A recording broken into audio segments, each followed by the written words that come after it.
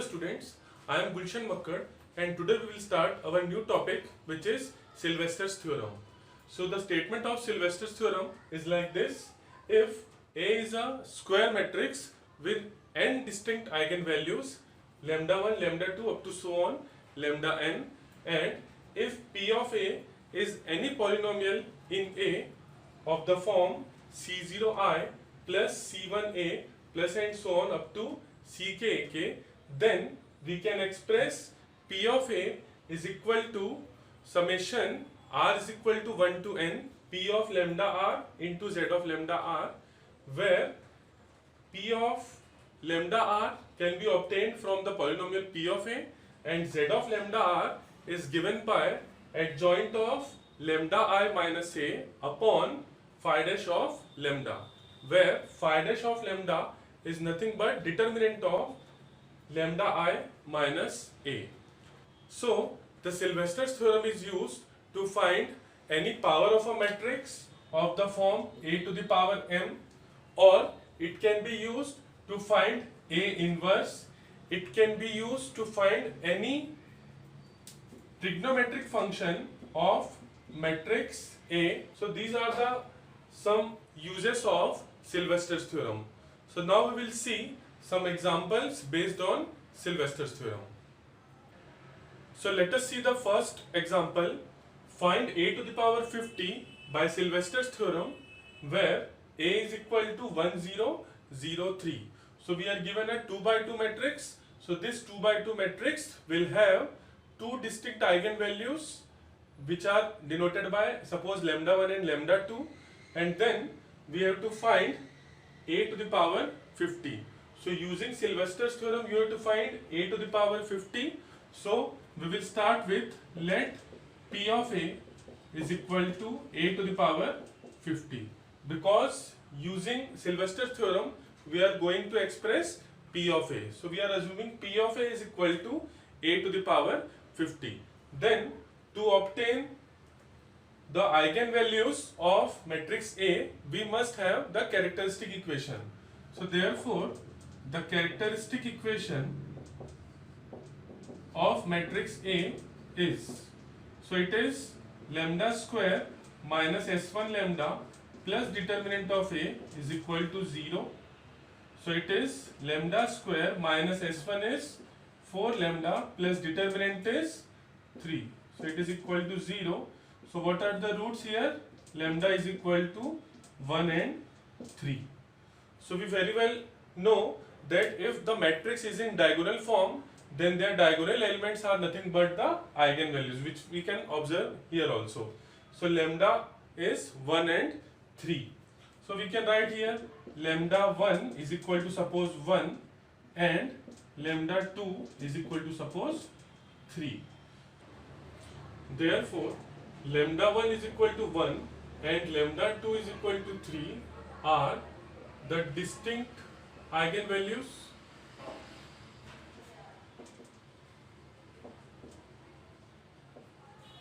and therefore we can apply Sylvester's theorem. So therefore by Sylvester's theorem we can express P of A is equal to summation r is equal to 1 to up to n P of lambda r into Z of lambda r.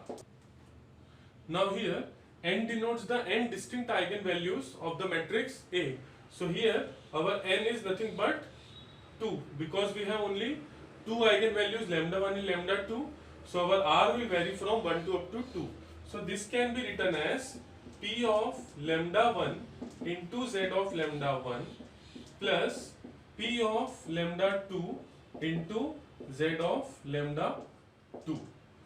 Now first we have to find the value of P of lambda 1 and P of lambda 2, and then we will obtain the value of Z of lambda 1 and Z of lambda 2.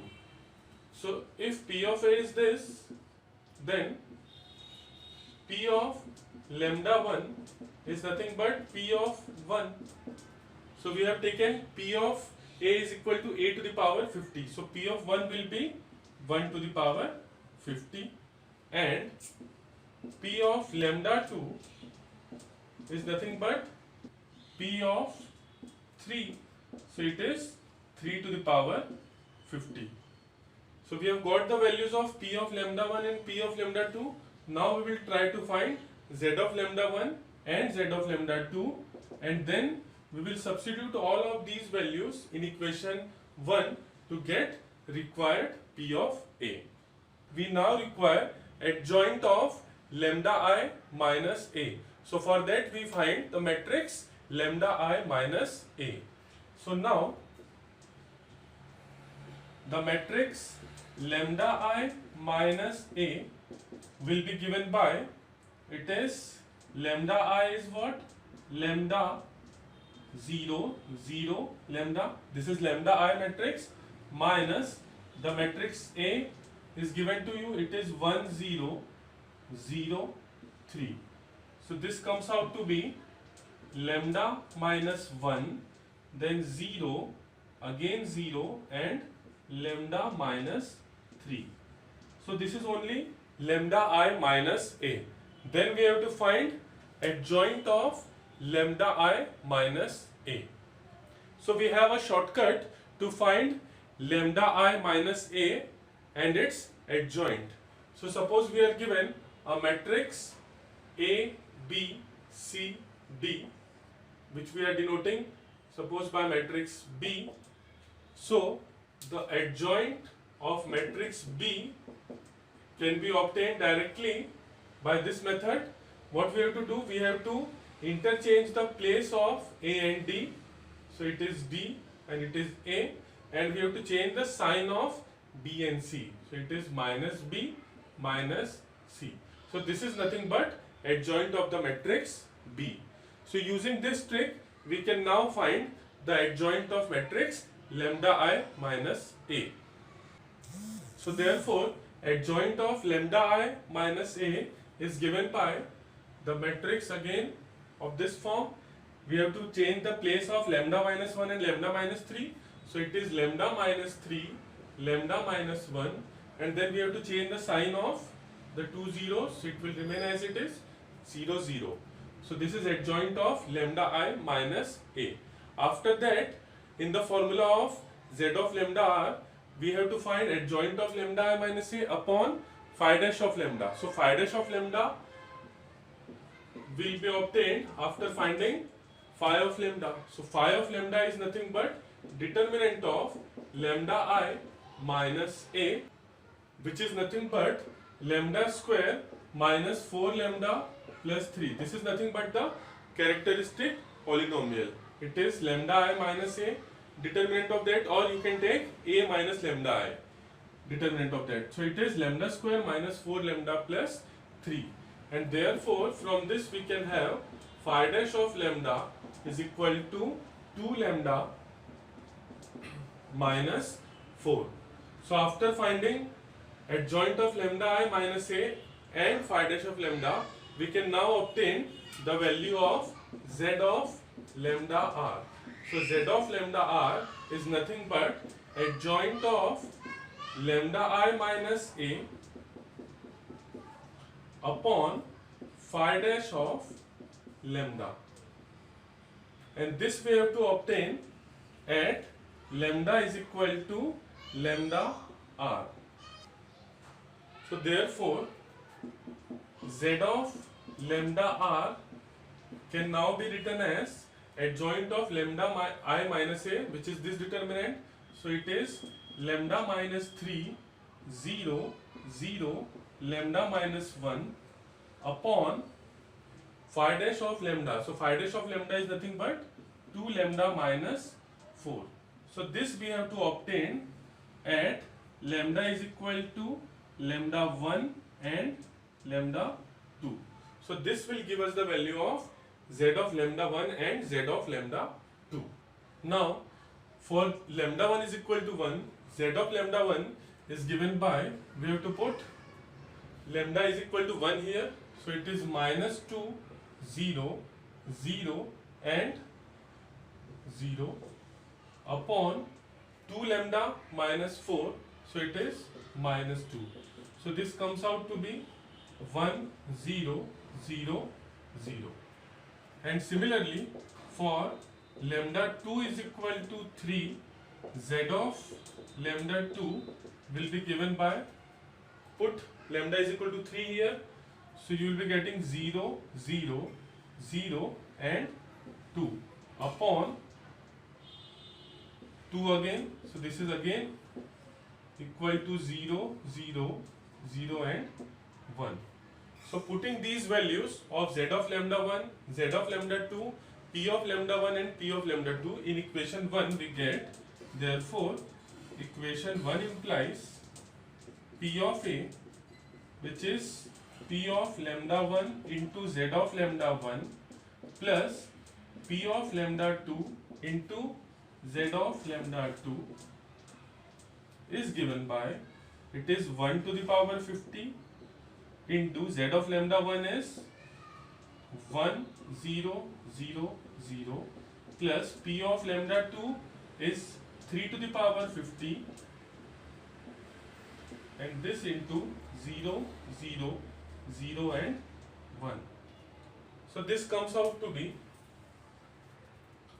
1 to the power 50, 0 0 and 3 to the power 50. So 1 to the power 50 is nothing but 1 0 0 and 3 to the power 50. So this is our final answer. So let us take our next example. Using Sylvester's theorem, show that sin square a plus cos square a is equal to I, where a is equal to 1 2 minus 1 4. So we have this result in trigonometry that sin square theta plus cos square theta is equal to 1. So we have to prove that this result holds for matrices also. That is, sin square a plus cos square a is nothing but the identity matrix or the unit matrix. And this result is true for any matrix A. In this example, we have to show that this result is true for particularly this matrix A. So again, we have to start with let P of A is equal to the required polynomial, which is sin square A plus cos square A. And then we have to obtain the characteristic equation and eigenvalues of the matrix A. So the characteristic equation of A is given by lambda square minus s1 lambda plus determinant of A is equal to 0. So that is lambda square minus s1 is 5 lambda plus determinant is 4 plus 2 6 is equal to 0. So lambda is equal to 2 and 3 here, and therefore we can say that lambda 1 is equal to 2 and lambda 2 is equal to 3 are the two distinct eigenvalues of matrix A. Therefore, by Sylvester's theorem, we can express P of A is equal to summation r is equal to 1 to 2 because we have only two eigenvalues, and P of lambda r into Z of lambda r. So, if we are expanding this summation, then we are getting P of lambda 1 into Z of lambda 1 plus P of lambda 2 into Z of lambda 2. So after that, we will find P of lambda 1 and P of lambda 2 first. So P of lambda 1 is nothing but P of 2. So it is given by sin square 2 plus cos square 2. And we know this result very well, that sin square theta plus cos square theta is 1. And similarly, P of lambda 2 is P of 3. So again it is given by sin square 3 plus cos square 3 is equal to again 1. And now we will try to find the value of Z of lambda 1 and Z of lambda 2. And for that we require the matrix lambda I minus A, and then we will find adjoint of lambda I minus A. After finding these two matrices, we can obtain Z of lambda R, which is given by adjoint of lambda I minus A upon phi dash of lambda at lambda is equal to lambda 1 and lambda 2. So where what is phi of lambda? Phi of lambda is nothing but determinant of lambda I minus a, which is given by lambda square minus 5 lambda plus 6. So from this we can get what is phi dash of lambda. So it is given by 2 lambda minus 5, where this lambda I minus a is given by, it is lambda minus 1, minus 2, 1 and lambda minus 4. So from this we can find the adjoint. So it is given by, change the place of these two, so it is lambda minus 4, lambda minus 1, and change the sign of these two, so it is 2 and minus 1. So this is adjoint of lambda I minus a, and now we can find z of lambda r. Therefore z of lambda r is given by lambda minus 4, 2 minus 1 lambda minus 1 upon phi dash of lambda, it is 2 lambda minus 5. So this we have to obtain at lambda is equal to 2 and 3. Therefore for lambda 1 is equal to 2, z of lambda 1 will be z of 2, which is given by 2 minus 4, it is minus 2, then 2 minus 1 and 1 upon minus 1. So this can be written as 2 minus 2, 1 and minus 1.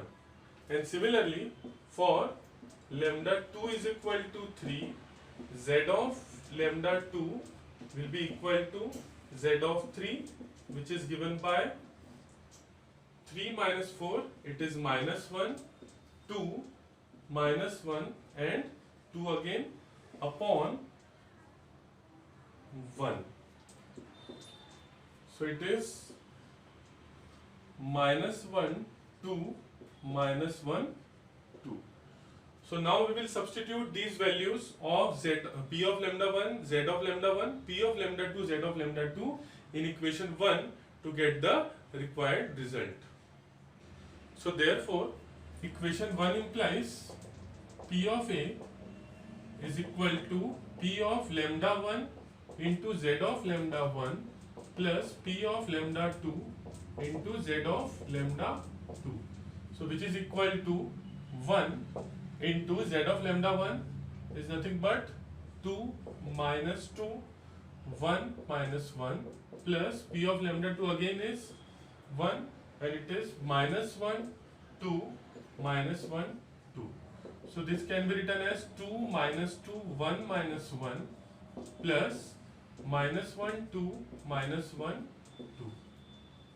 So this comes out to be 2 minus 1, it is 1, minus 2 plus 2 is 0, 1 minus 1 again is 0, and 2 minus 1 is 1, which is nothing but an identity matrix. And therefore P of A, which was earlier sin square A plus cos square A,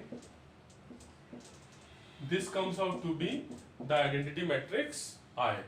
So hence prove the result.